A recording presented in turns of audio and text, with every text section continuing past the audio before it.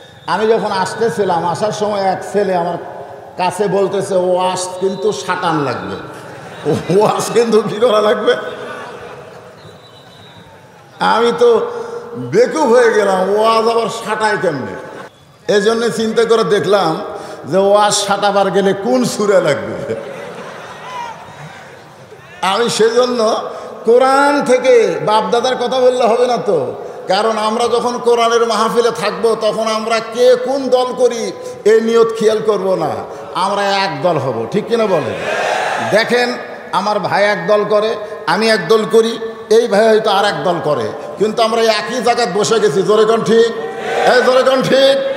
আপনারাও যারা মাঝে মাঝে বসে আছেন, কেউ আওয়ামী লীগ, কেউ বিএনপি, কেউ তাবলীগ, কেউ পীর মুরিদি, কেউ জামাত ইসলাম, কিন্তু আপনারা এমনভাবে বসে আছেন মনে হচ্ছেন একই মায়ের পেটে ভাই, আমাদের মধ্যে কোনো দলাদলি নাই। জোরে কোন কথা ঠিক। একমাত্র কোরআনই পারে 14 দল 20 দলের মানুষকে একই মঞ্চে আনতে। যেই কোরআন একই মঞ্চে সব দলের মানুষকে একত্র করতে পারে, সেই কোরআনকে যদি বাস্তবে আমরা গ্রহণ করি তাহলে বাংলাদেশে কোনো দল থাকবে না, একমাত্র কোরআনের দল থাকবে। জোরে কোন কথা ঠিক কিনা।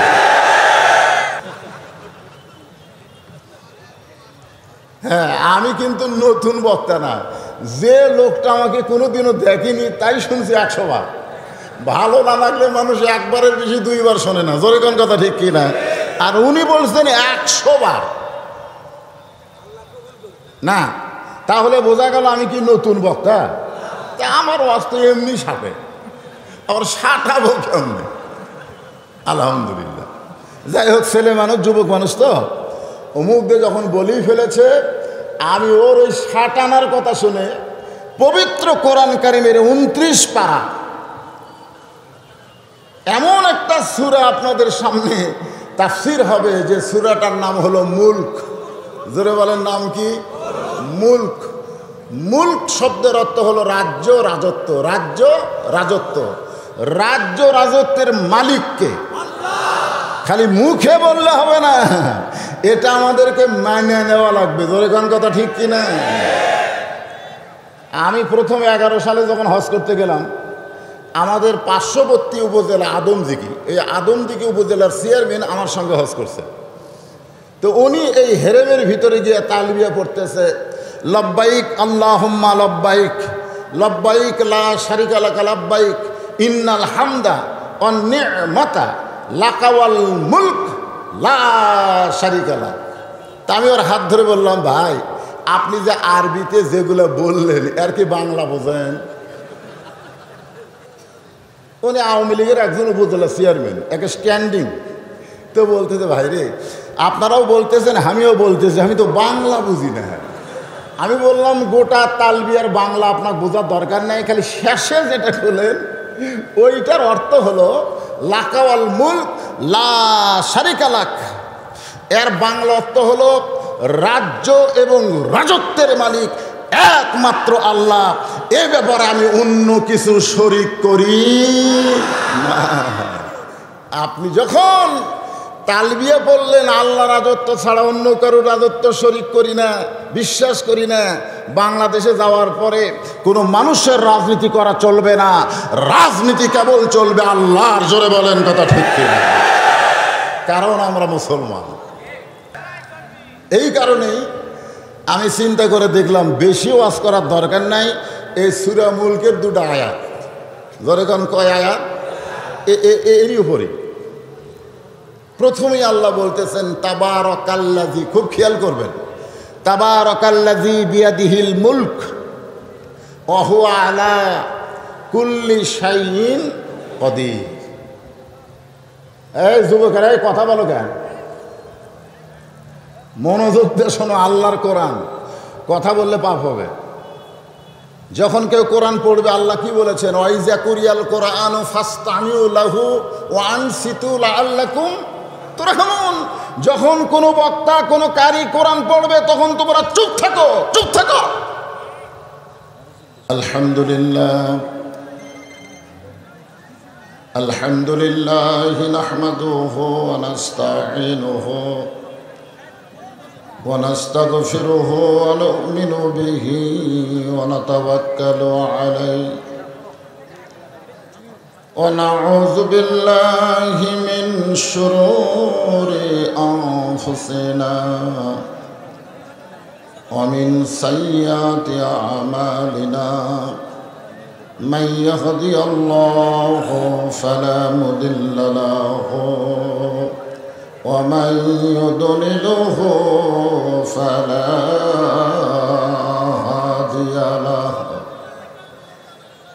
সকলে জবান খুলে বলেন আশহাদু আল্লা ইলাহা ইল্লাল্লাহু ওয়াহদাহু লা শারীকা লাহু ওয়া আশহাদু আন্না মুহাম্মাদান আবদুহু ওয়া রাসূলুহু আল্লাযী أرسل رسوله بالحق بشيرا ونذيرا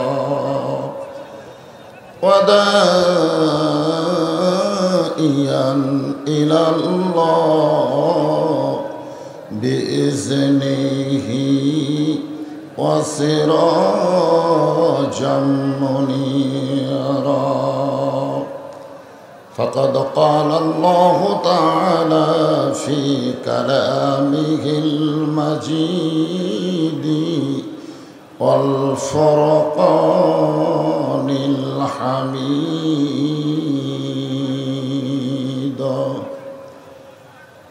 সকলে জবান খুলে বলেন আউযু বিল্লাহি মিনাশ শাইতানির الرجيم بسم الله الرحمن الرحيم تبارك الذي بيده الملك وهو على كل شيء قدير الذي خلق الموت والحياة ليبلوكم أيكم أحسن عملا وهو العزيز الغفور إن الله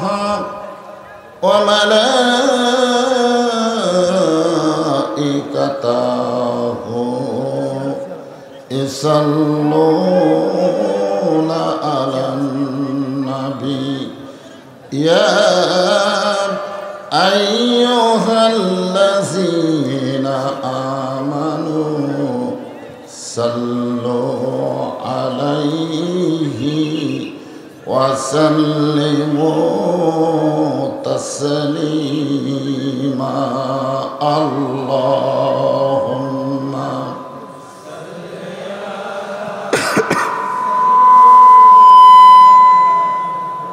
মাইকের সাউন্ড একটু কমে দাও মাওলানা মুহাম্মদ ওয়ালা আলি সাইয়্যিদিনা শফিআনা নবীজির পিতা আব্দুল্লাহ নবীজির মাতা আমিনা নবীজির দুদমা হালিমা নবীজির রওজা মদিনা সাল্লাল্লাহু আলা মুহাম্মাদ সাল্লাল্লাহু আলাইহি ওয়াসাল্লাম সাল্লাল্লাহু আলা মুহাম্মাদ সাল্লাল্লাহু مشرق حب محمد সকলে বলি সাল্লাল্লাহু আলাইহি ওয়াসাল্লাম मतलाए दीवानी माँ मतलाए खुर्शीद इश्क़ास सीनाए सुजाने माँ बलागल उला बेकमालिही कशफ़त दुजा बेजमालिही हसनत जमीअ खिसालिही सल्लो अलैहि व आलिहि अल्लाहुम्मा आमीन। জান্নাতের বাগান থেকে জান্নাতি মানুষদেরকে নিয়ে আমি গুনাহগার তোমার রহমতের দরজায় দুখানা হাত তুলেছি আল্লাহ। হাসরের ময়দানে জব্বার আর কাহার নামে রূপ নিয়া তুমি যখন বিচার শুরু করবে, তোমার সামনে দাঁড়ায়া সমস্ত নবীরা নাফসি নাফসি বলে কাঁদতে থাকবে। এমন কঠিন অবস্থা হাসরে হবে, সেদিন সমস্ত নবী তার উম্মতকে ভুলে যাবে, শুধু বলবে আল্লাহ আমার কি হবে, আমার কি হবে। একমাত্র দরদি নবী শাফাতের কান্ডারি ইয়া রব্বি হাবলি উম্মতি বলে সেজদায় পড়ে যাবে। সেই কঠিন মুসিবতের সময় আজকের এই মাহফিলকে ওসিলা করে আমাদের সবাইকে রাসূলের উম্মতের কাতারে আল্লাহ কবুল করে নিও। সুবহান রাব্বিকা রাব্বিল ইজ্জাতি আম্মা ইয়াসিফুন ওয়া সালামুন আলাল মুরসালিন আলহামদুলিল্লাহি রাব্বিল আলামিন। লা ইলাহা ইল্লাল্লাহ লা ইলাহা ইল্লাল্লাহু লা ইলাহা ইল্লাল্লাহু লা ইলাহা ইল্লাল্লাহ লা ইলাহা ইল্লাল্লাহ লা ইলাহা ইল্লাল্লাহ। চাঁদ সূরজ আর গ্রহ তারা আল্লাহ নামের পাগল পারা। চাঁদ সূরজ আর গ্রহ তারা আল্লাহ নামের পাগল পারা। আমার আল্লাহ নামের এতই দয়া, আল্লাহ নামের এতই মায়া, লুকিয়ে রাখছেন হে আল্লাহ জোরে লা ইলাহা ইল্লাল্লাহ লা ইলাহা ইল্লাল্লাহু লা ইলাহা ইল্লাল্লাহু লা ইলাহা ইল্লাল্লাহ লা ইলাহা ইল্লাল্লাহ।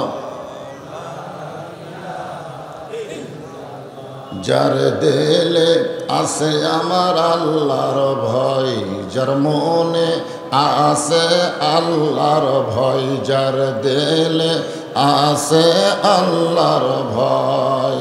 আল্লাহ আল্লাহ সব সময় আহার নিদেরা ভালো লাগে না এই দুনিয়া, ভালো লাগে না, ভালো লাগে শুধু আল্লাহ জোরে লা ইলাহা ইল্লাল্লাহ লা ইলাহা লা ইলাহা ইল্লাল্লাহ মুহাম্মাদুর রাসূলুল্লাহ। রাসূলের মহব্বতে জবান খুলে সমস্যারে সকলে বলেন সাল্লাল্লাহু আলাইহি সাল্লাম। এই জায়গাটা হলো ফুটবল খেলার মাঠ, ঠিক না? তো ফুটবল খেলা দেখতে এসে মানুষ কি করে? হইচই করে, তাই করে না? ওরা মনে করতেছে এখনো ফুটবল খেলা। এখন কি ফুটবল খেলা? এই মুহূর্তে এইটা হলো রিয়াজুল জান্নাহ, বেহেশতের বাগান। এটা কোনো হাট বাজার নয়, এটা হলো জান্নাতের বাগান। এখানে কোনো হইচই চলবে না। হইচই চলবে? যাদের সমস্যা হচ্ছে, মাহফিল ভলেন্টিয়ার আছে, তারা তদারকি করবেন, আপনারা হইচই করবেন না। এ কি শুরু করছেন? হইচই করেন কেন? আর ইউটিউবারেরা তোমরা এত ওঠা বসা করো কেন? একবারে ডেবে যাও, একবারে বসে পড়ো। আবার কথা বলে, কথা বলা যাবে না তো? কি সমস্যা? এই ক্যামেরার সমস্যা? সমস্যার কথা ভুলে যাবেন। একটু ধৈর্য ধরেন, একটু ধৈর্য ধরেন। খাট বাদশা ফুটবল, খাট বাট্টা ফুটবল খেলার ময়দানে আজকের ঐতিহাসিক তাফসিরুল কোরআন মাহফিলে আল্লাহ তাআলা আমি তাদেরকেও শ্রদ্ধা জ্ঞাপন করে এই মুহূর্তে জানতে চাচ্ছি আপনারা সকলে কেমন আছেন? যে আমি কেমন আছি সেটা পরে বলবো, আগে আপনাদেরগুলো শুনবো। আসলে কখন ইন্নালিল্লাহ বলতে হয়, কখন সুবহানাল্লাহ বলতে হয়, কখন আলহামদুলিল্লাহ বলতে হয়, আবার কখন নাউজুবিল্লাহ বলতে হয়, এগুলোও কিন্তু আমাদের জানা দরকার। জোরে কোন ঠিক কিনা? হ্যাঁ, এই মুহূর্তে আপনারা ভালো আছেন এ ব্যাপারে কোনো সন্দেহ নাই। কারণ এমন একটা জায়গায় আপনাদেরকে আল্লাহ কবুল করেছেন, যে জায়গাকে পরিদর্শন করতে কোনো র্যাব পুলিশের দরকার হয়নি। আল্লাহ অসংখ্য রহমতের ফেরেশতা নাজিল করেছেন। জোরে কোন ঠিক কিনা? ফেরেশতা পরিবিশিষ্ট আজকের এই জান্নাতের বাগানে যে আল্লাহ আমাদেরকে কবুল করলেন, খুশি না বেজার? তাহলে জবান খুলে আমার সঙ্গে সমস্যারে সকলে বলবেন রব্বানা লাকাল হামদ হামদান কাসীরান তাইয়িবান মুবারাকান ফীহি। আমরা প্রশংসা করলাম কার? কেন করলাম? হ্যাঁ, আমরা আল্লাহর গোলাম, এই জন্যই প্রশংসা করলাম। আসলে আসলে আল্লাহর প্রশংসা করে কোনো শেষ করা যাবে? কিন্তু এর ভিতরেও তো এক নম্বর প্রশংসা আল্লাহর এই কারণে আমরা করব যে আমরা এই দুনিয়াতে আসার আগে আর একটা জগতে ছিলাম। সেই জগতের কথা আমাদের মনে নাই, তবে আমরা যে ছিলাম এটা বিশ্বাস করি। জোরে কোন ঠিক কিনা? সেই জগতের নাম হলো রুহের জগৎ। এই রুহের জগতে আল্লাহ অসংখ্য রুহুর ভিতর থেকে আমাদের রুহুগুলোকে বাছাই করে করে মুসলমানের ঘরে কবুল করেছে। আল্লাহ ইচ্ছা করলে আমাদেরকে হিন্দুর ঘরে পাঠাবার পারতেন, বৌদ্ধ খ্রিস্টান ইহুদির ঘরেও আমাদেরকে পাঠাবার পারতেন। জোরে কোন ঠিক কিনা? কিন্তু আল্লাহ তাআলা ওই সকল ঘরে না পাঠায়া সরাসরি মুসলমানের ঘরে আমাদেরকে কবুল করেছেন। এজন্যই খুশি না বেজার? তাহলে প্রশংসা করব কার? আল্লাহ। আশেপাশে কোনো হিন্দু ভাই বা অন্য কোনো জাতের ভাই যদি থাকেন, তারা চিন্তা করতেছে তাহলে আমাদের খবর কি?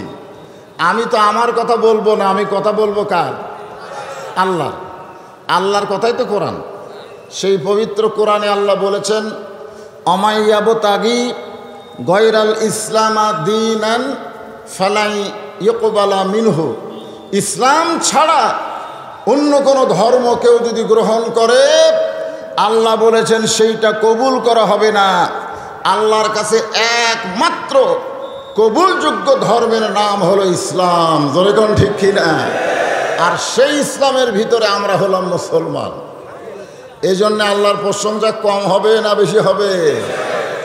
আল্লাহর প্রশংসা করার 2 নম্বর কারণ হলো যে আল্লাহ তাআলা আমাদেরকে দোজাহানের বাদশাহ, 2 জাহানের বাদশাহ, আমাদের নবীকে যদি বিশ্বনবী বলেন তাহলে বাংলাদেশে একজন বিশ্বকবিও আছে। জোরে কোন কথা ঠিক কিনা? আপনারা বলেন তো, বিশ্বকবি উনি কি আখিরাতের সাথে সম্পর্ক? উনি হলেন দুনিয়ার সাথে সম্পর্ক। এই কিছুদিন পরে বিশ্বকাপ খেলা হবে, এই বিশ্বকাপ কি আখিরাতের সাথে? শুধু দুনিয়ার সাথে। আমাদের নবী কি শুধু দুনিয়ার নবী? আমাদের নবী হলেন 2 জাহানের নবী। জোরে কোন কথা ঠিক কিনা? 2 জাহানের শ্রেষ্ঠ পয়গম্বরের উম্মত হতে পারার কারণে আপনারা খুশি না বেজার?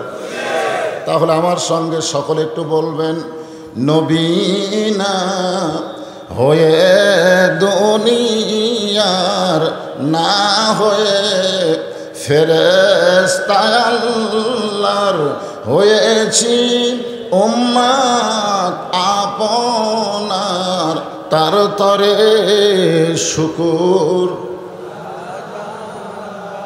মানে 1000-এর উপর আর আপনারা জানেন না। মানে যেই সময় এই গজলটা বানাইছে তখন 1000-এর উপরে মানুষ হিসাবই জানত না। এই জন্যই বলছে তার তরে শুকুর 1000 বার। কিন্তু বর্তমানে 1000-এর খাওয়া আছে। এই জন্য আমরা 1000 লক্ষ বার বলবো না, আমরা বলবো কোটি কোটি বার। জোরে কোন ঠিক কিনা?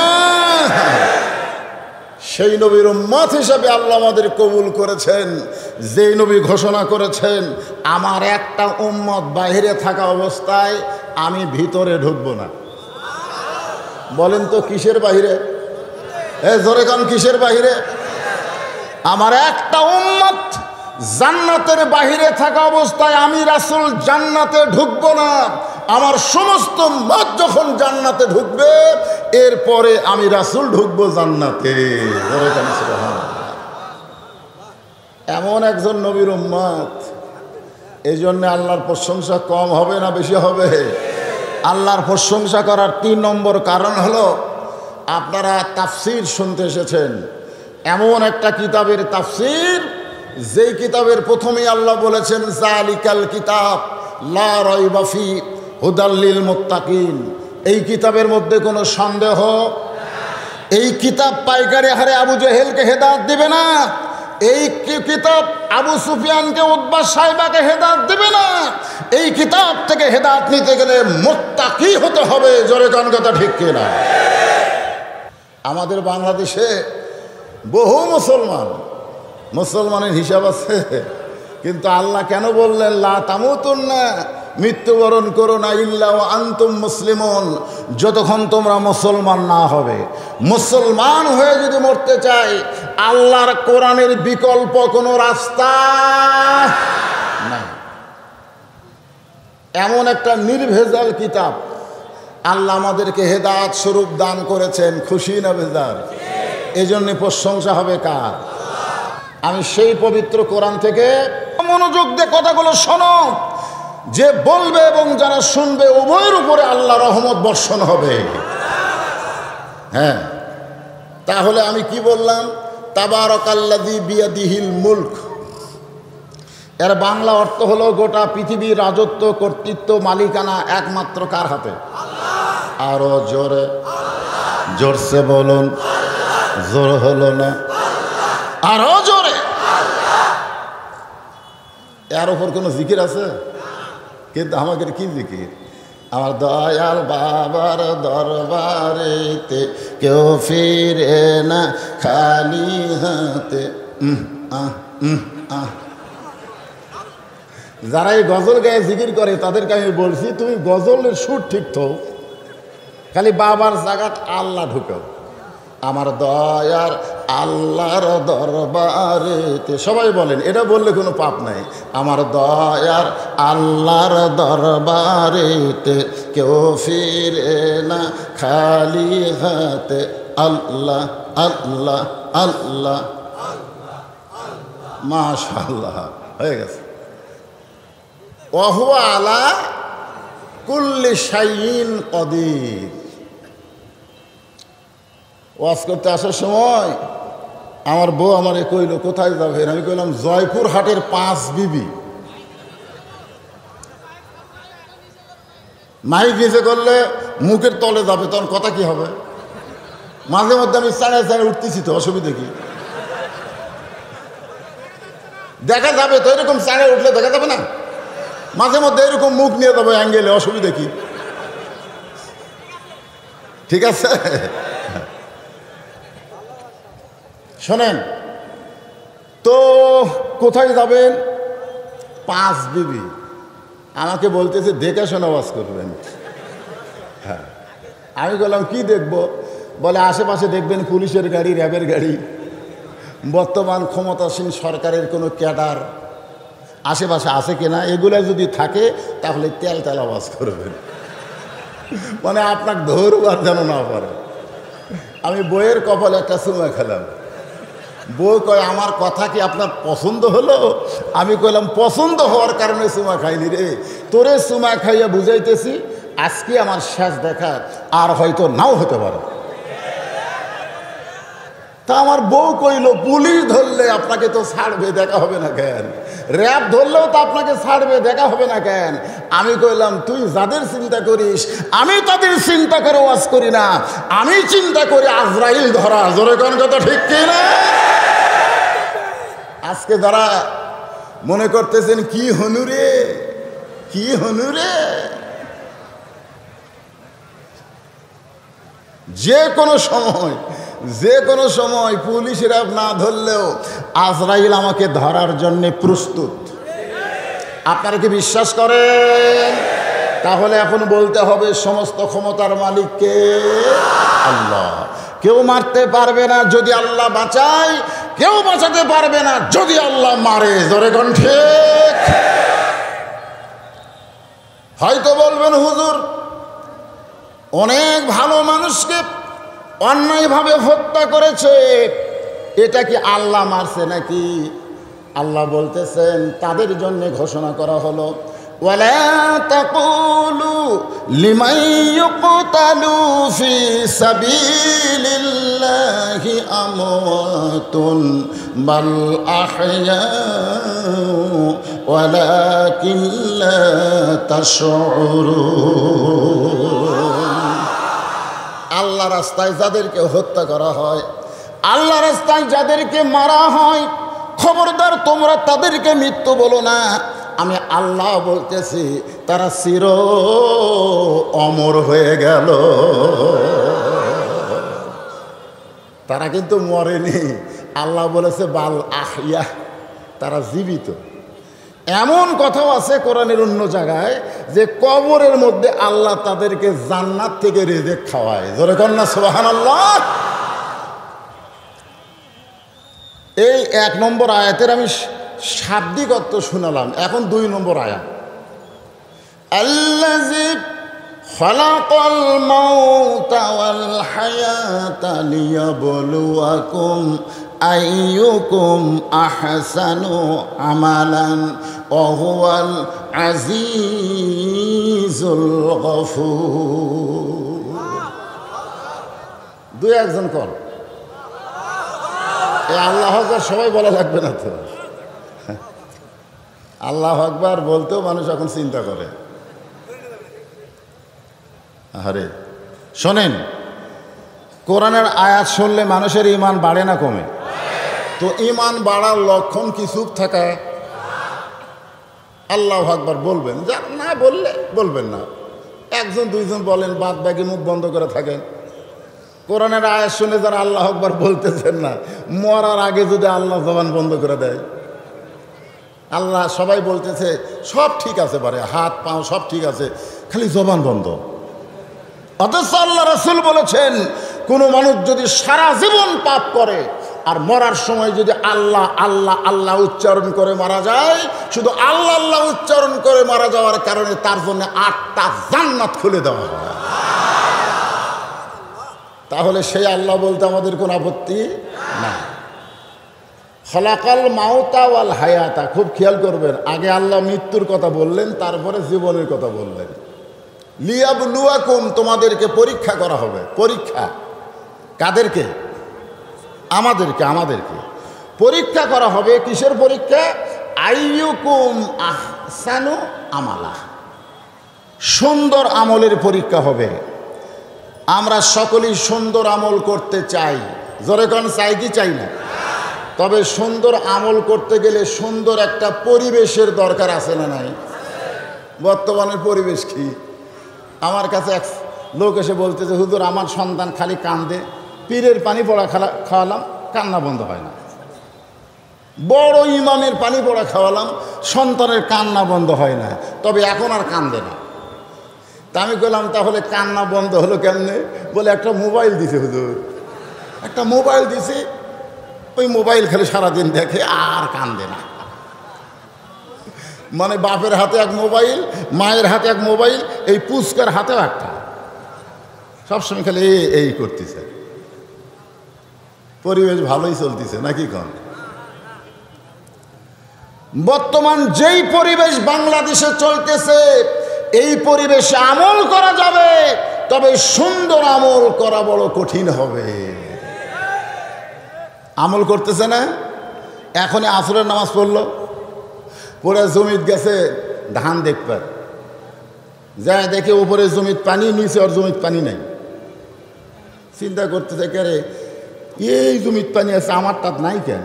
নামাজ কিন্তু কিছুক্ষণ আগে পড়ছে, মাথার টুপি আছে, কপালত তো কড়া পড়েই গেছে। এখন চিন্তা করতেছে কি করি। মন বলতেছে আগে চারিদিকে তাকায় দেখ, কারণ ওপরে পানি আছে, তোর জমিত নাই, দেখা লাগবে না?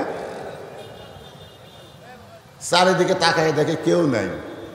আস্তে করে বসে ওই দুই হাত দিয়ে জমির আল কাটা দিছে, আল কাটা দিয়ে ওই পানি দিয়েই হাত ধোছে, ধুয়ে আবার উঠে চারিদিকে তাকায় বলে আলহামদুলিল্লাহ, কেউ দেখেনি, কেউ দেখেনি। আপনারা বলেন ও ব্যক্তি নামাজ পড়ছে কিন্তু আমল সুন্দর হয়নি, কারণ কেউ না দেখলেও আল্লাহ দেখেছে, এই বিশ্বাস তার কলিজার মধ্যে নাই। জোরে কোন কথা ঠিক কিনা?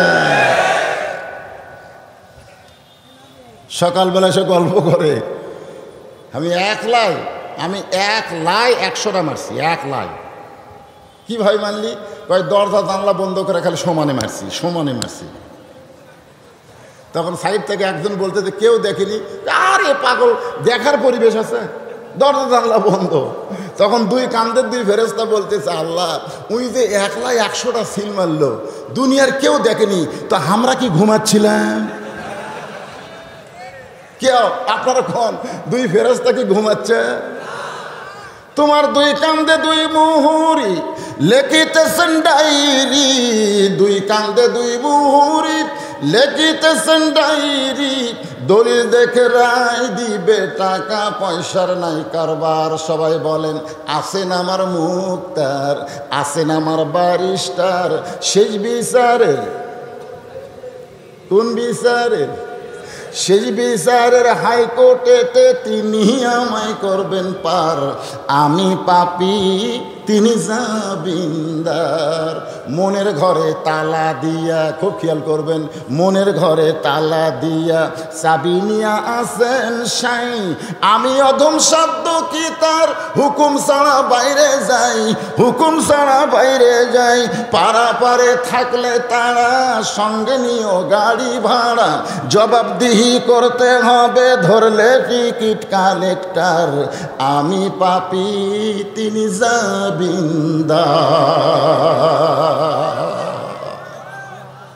আহসান ও আমালা। খুব খেয়াল করবেন, সুন্দর আমল যদি আমরা করতে চাই তাহলে সুন্দর একটা পরিবেশের দরকার আছে না নাই? আমি ছোট্ট একটা যুক্তি দিয়ে আপনাকে বোঝানোর চেষ্টা করি।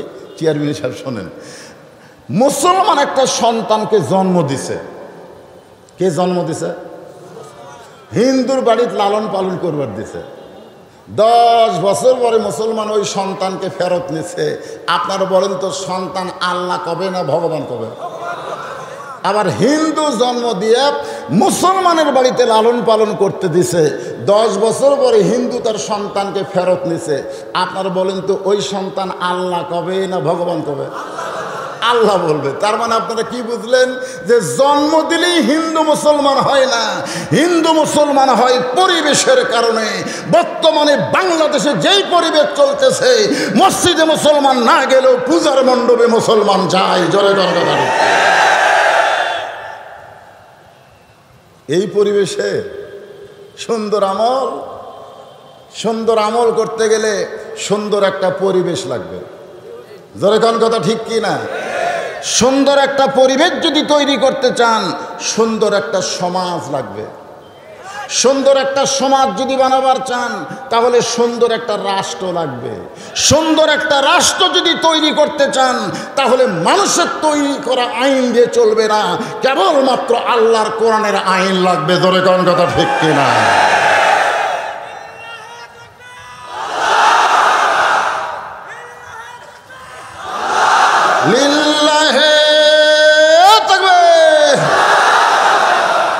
না কোরআন খালি শুন বেড়াচ্ছেন। মারবার গেছিল রাসূলকে তরবারি নিয়ে, সেই মানুষটা এক সময় অর্ধ পৃথিবীর খলিফা হয়ে গেছে। সুবহানাল্লাহ। গভীর রাত্রে হযরত ওমর মরুভূমির মধ্যে কাঁদতেছে। আবু যর গিফারি কোন এক কাজে ওমরের কাছে গেছে, যায় দেখে ওমর নাই।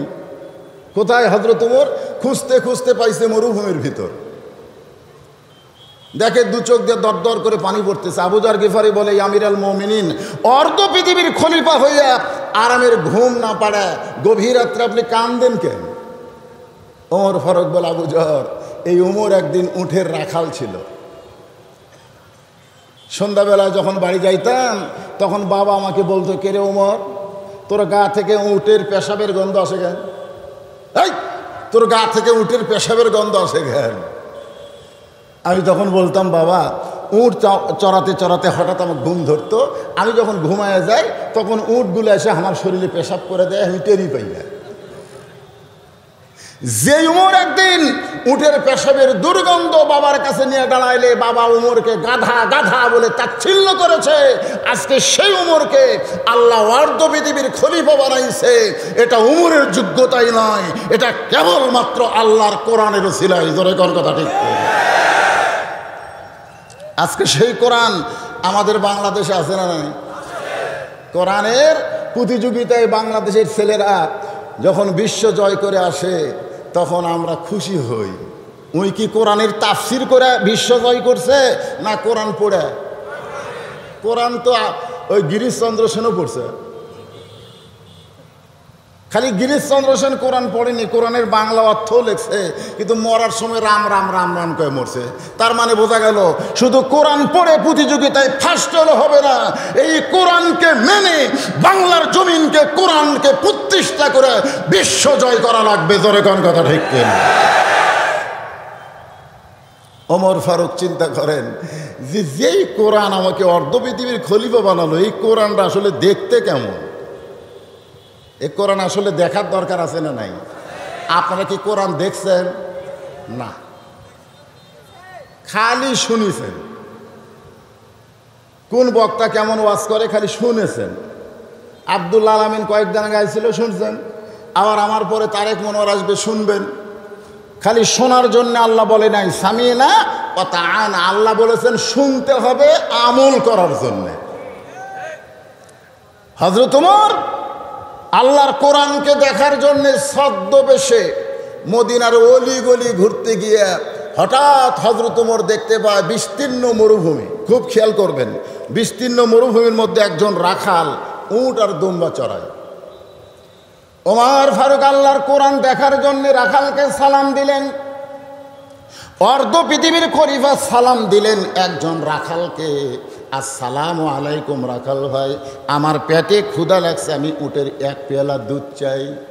রাখাল মুস্কি মুস্কি হাসে। ওমর ফারুক বলে, রাখাল, আমি তোমারে সালাম দিলাম, উটের দুধ চাইলাম, তুমি হাসো কেন? রাখাল বলতেছে, তোমার সালামের উত্তর দিব না, উটের এক পেয়ালা দুধও দিব না, আগে জানতে হবে তোমার পরিচয়। তোমার পরিচয় কি? ওমর ফারুক চিন্তা করে, অর্ধ পৃথিবীর খলিফা হয়ে ছদ্মবেশ ধারণ করছে, এখন পরিচয় দিলে তো গুমুর ফাঁস হয়ে যাবে। রাখাল বলতেছে তোমার পরিচয় দাও।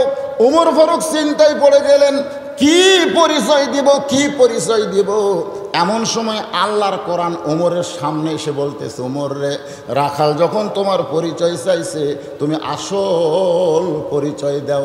আসল পরিচয় চেয়ারম্যান না, আসল পরিচয় মৌলানা বজলুর রশিদ না, আসল পরিচয় প্রধানমন্ত্রী না, আসল পরিচয় এমপি না, আসল পরিচয় উপজেলা চেয়ারম্যান না, আসল পরিচয় হলো মিল্লাতা আবিকুম ইব্রাহিম হুয়া সাম্মাকুমুল মুসলিমিন।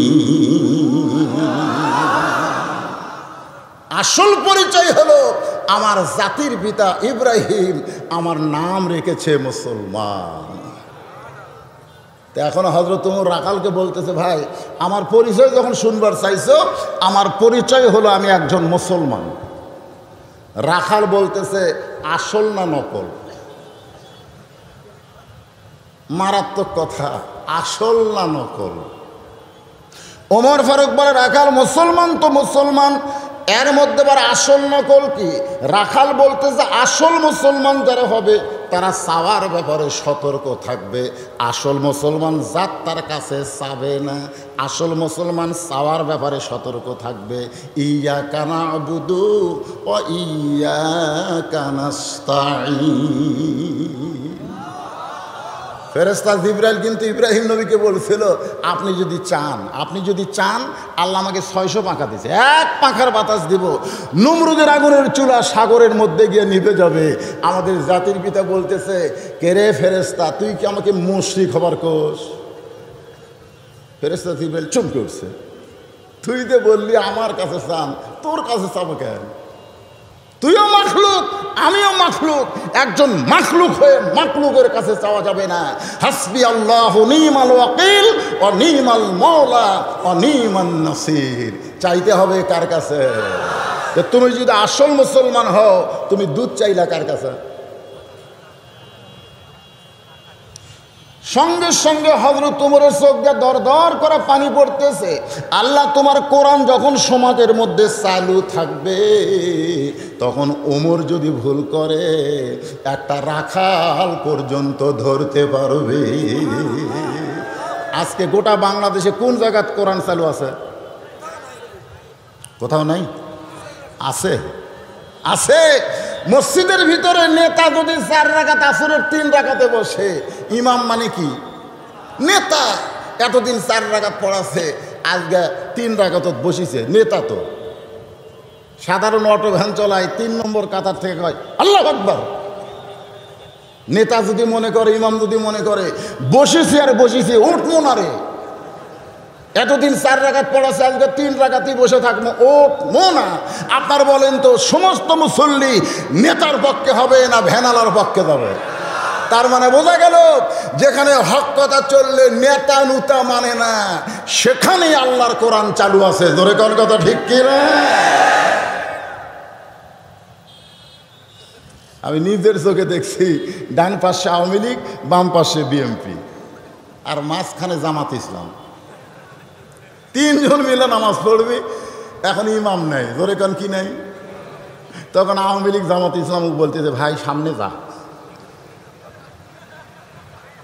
তো জামাতে ইসলাম মুসকে মুসকে হাসি আর কয়, তুমি হলে স্বাধীনতার স্থপতি, মানে আওয়ামী লীগ স্বাধীনতার স্থপতি, আর বিএনপি তুমি হলে স্বাধীনতার ঘোষক, আর আমি হলাম রাজাকার। তাহলে তোমরা 2 জন পিছনে থাকবে আর আমি সামনে যাব। তখন আওয়ামী লীগ বেকায়দা, তোরে কোন কি কায়দা? বেকায়দা, বেকায়দা হয়ে বলতেছে 20 দল 40 দল এটা বাইরে চলতে পারে, মসজিদের মধ্যে আওয়ামী লীগ বিএনপি জামাত নাই, আমরা 3 জন ভাই ভাই। ধরে কেন সুবহানাল্লাহ। কোনো জায়গায় আল্লাহর আইন না চললেও আজও মসজিদে আল্লাহর আইন চলতেছে। কারণ মসজিদ মানুষ কাক দিছে? জোরে কোন কাক দিছে? আল্লাহ দিছে।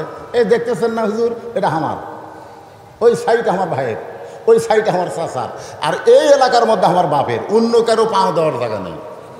তো সবই যদি তোমাকে হয় আল্লাহর কোনটা, বলে আল্লাহটা দেখতে গেলে 2 মিনিট হাঁটা লাগবে।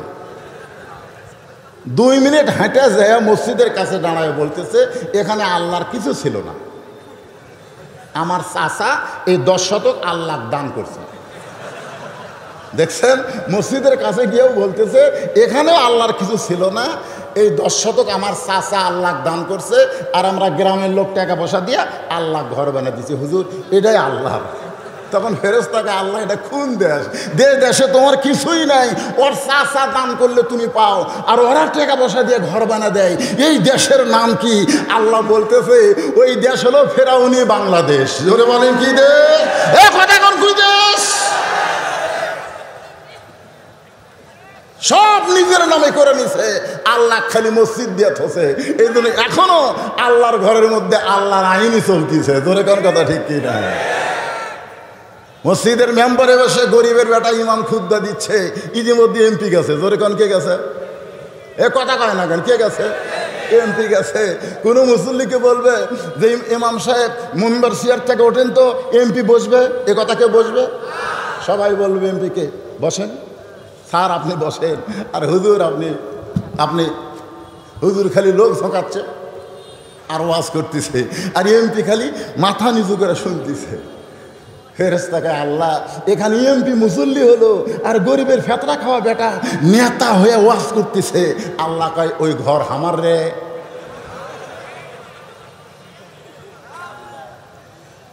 মসজিদ যেমন চলতেছে আল্লাহর আইনে, গোটা বাংলাদেশও আল্লাহর আইনে তেমন যদি চলাবার চাই, মসজিদের সৌন্দর্য বাংলাদেশের বাইরে চালু করার দরকার আছে না নাই?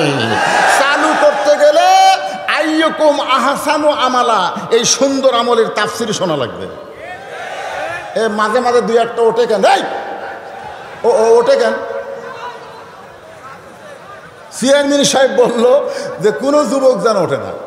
শোনেন, এই সমস্ত যুবক যারা এই তাফসীর শোনার সময় উঠতেছে, এরকে হারবাল খাওয়া ছাড়া বউ বলা পারবে না।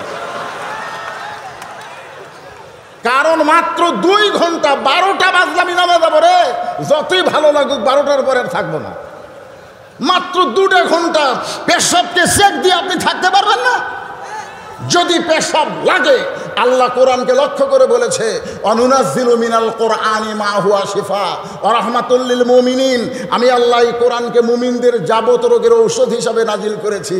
কোরআনের মহব্বতে বসে থাকো, পেশাব লাগলেও যদি না ওঠো, বহুমূত্র আল্লাহ তোমার ভালো করে দিবে, পেশাব জাতীয় সমস্ত ব্যারাম থেকে আল্লাহ তোমাকে মুক্ত করে দিবে এই কোরআনের ওসিলায়। জোরে কোন ঠিক কি? হ্যাঁ,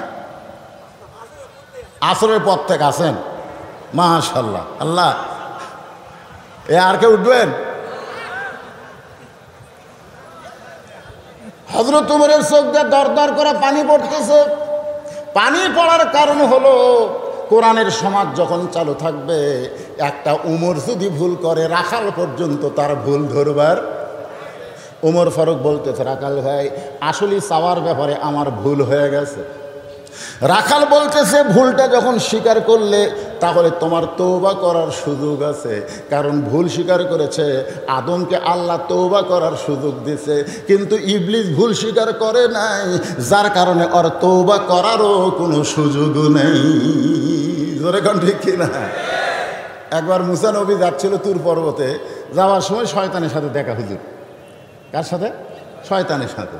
তো শয়তান মুসা নবী বলতেছে, আপনি তো আল্লাহর কাছে যাচ্ছেন, আমি একটু তওবা করে ভালো হওয়ার চাই, আপনি একটু আল্লাহকে বলবেন তো, আল্লাহ কি আমার তওবা কবুল করবে? তো মুসা নবী তুর পর্বতে গিয়ে আল্লাহর সাথে গল্প করে যখন ফিরে আসতেছে, তখন আল্লাহ কয়, কে রে মুসা, শয়তান যে কি কইছে? মুসা বলতেছে, আল্লাহ আমার মনেই নেই। আল্লাহ বলতেছে, দুনিয়ার সবাই সবাইকে ভুলতে পারে, কিন্তু আমি আল্লাহ কোনোদিন কাউকে ভুলি না। তো মুসা বলতেছে, আল্লাহ শয়তান তওবা করে ভালো হবার চায়। তা আল্লাহ বলতেছে, ঠিক আছে, ভালো যদি হবার চায় তাহলে তওবা করার সুযোগ দিলাম। তো মুসা বলতেছে, আল্লাহ তাহলে শয়তান কি বলবে? আস্তাগফিরুল্লাহ। আল্লাহ বলতেছে, আস্তাগফিরুল্লাহ না, ওই যে আরাফার ময়দানে মসজিদ নামিরার কাছে আদমের কবর আছে, ওই কবরত খালি একটা সেজদা করলি ওকে মাফ করে দেবো, যা। তো মুসা আলাইহিস সালাম আসার সময় শয়তানের সাথে দেখা। শয়তান বলতেছে, খবর কি? বলে, আল্লাহ তোকে মাফ করবে রে, খালি ওই আদমের কবর একটা সেজদা কর। শয়তান বলতেছে, জেতা থাকতে করিনি, মরার পরে কর্মই না।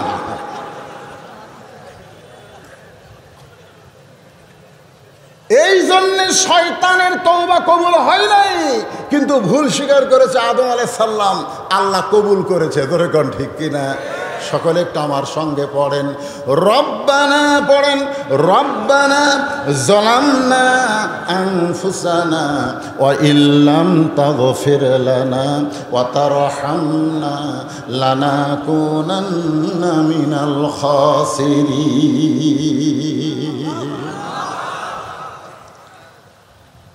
তো ওমর ফারুক বলতেছে, ঠিক আছে ভাই, আমি তওবা করতেছি। রাখাল বলে, তুমি মূর্খ মানুষ, তুমি তওবা কেমনে করবা, বরং আমি তওবা করা, তওবা পড়ো।